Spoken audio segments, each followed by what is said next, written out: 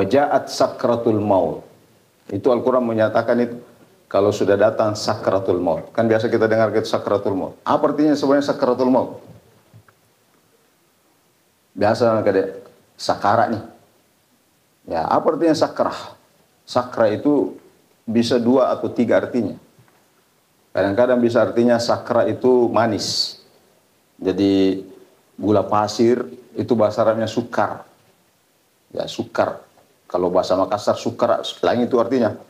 Ya, sukar.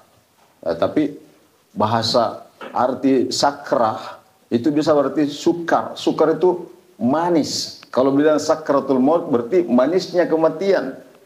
Mungkin ada orang yang kita lihat tersiksa, mungkin karena kecelakaan, mungkin karena apa. Tapi justru lukanya itu yang membuat dia menjadi bahagia. Misalnya kalau dia ke masjid tiba-tiba ditabrak misalnya. Ini 1 minggu yang lalu ada jamaah Masjid Al-Markas pergi sholat subuh, orang tua kasihan tabrak, terlempar naik di atas, ya mati di tempat. Boleh jadi ketika dicabut nyawanya bersamaan dengan keluarnya itu yang menjadikan dia nikmat dalam tubuhnya. Itu namanya sakratul maut. Wajaat sakratul maut. Mungkin ada orang seperti itu, banyak orang seperti itu. Tapi bisa juga diartikan sakratul maut itu bermakna teler. Jadi Al-Quran menyatakan, alladzina amanu la taqrabus salata wa antum sukara. Jangan salat kalau lagi mabuk. Jadi kalau bilang sakratul maut, mabuknya kematian. Itu artinya orang yang sudah sakratul maut itu sudah tidak sadar. Sama orang teler tidak sadar. Dan ketika orang tidak sadar, maka biasanya yang hadir pada saat itu adalah di bawah kesadarannya, bukan lagi sadar tapi di alam di bawah kesadarannya. Dan biasanya ketika orang sudah seperti itu, lalu dituntun misalnya, kan ada hadis, dan ini yang biasa kita lakukan. Kalau ada orang mati, usahakan tuntun dia dengan ya kalimat la ilaha illallah. Laqinu mautakum bila ilaha illallah. Talkinkan itu orang yang mau mati dengan lain. Bisa juga artinya talkinkan orang yang sudah mati. Jadi 2 artinya itu, laqinu mautakum. Talkinkan orang yang mau mati dengan la ilaha illallah.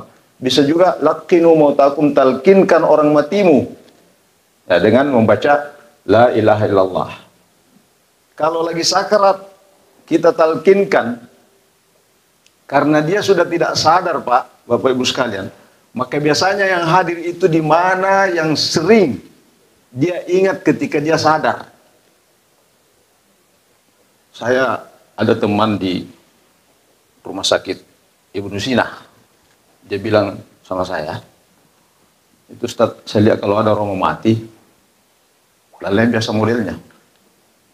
Biasa kalau dibilang la ilaha talqin la ilaha illallah, la ilaha illallah.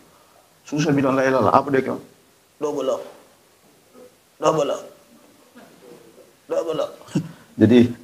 Jadi susah bilang la ilaha illallah. Nah, karena double. Apa maksudnya double?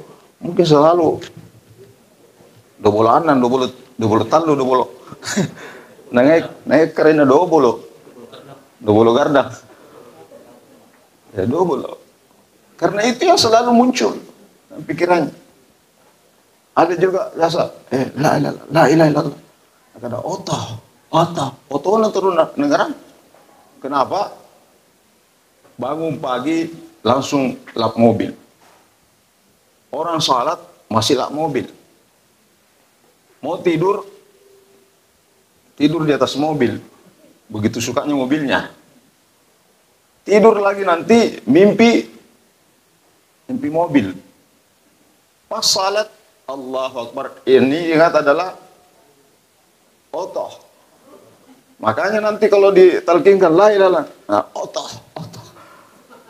Ya. Itu dia bawa sadar itu, dibawa itu. Orang mati itu sesuai dengan apa yang dicintai, kata Rasul, kan begitu. Ketika nanti kita mau mati, apa yang paling kita sukai itu yang muncul. Itulah sebabnya kenapa kita salat. Salat itu training menuju kematian. Diharapkan, kan Al-Quran mengatakan, alladzina amanu ista'inu bis sabri was salah wa innaha lakabiratun illa 'alal khashi'in. Bagaimana itu orang khusyuk dalam salat? Alladzina yadhunnuna annahum mulaqu rabbihim wa annahum ilaihi raji'un. Berarti kalau begitu salat itu mengembalikan orang kepada asalnya. Kita ini Pak, saya kira susah kita mau khusyuk 100% salat. Susah.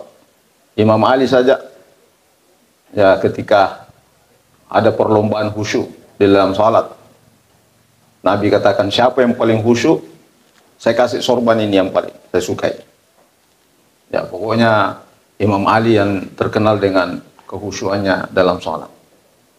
Setelah takbir pertama, rakaat pertama lolos, khusyuk betul. Rakaat kedua lolos. Pas tahiyat, asyhadu an la ilaha illallah, tambah lolos. Baru mau bilang assalamualaikum, dalam hatinya, aiku gapa minus sorban ini. Ya, saya juara ini. Apa kata Nabi? Tidak jadi ces.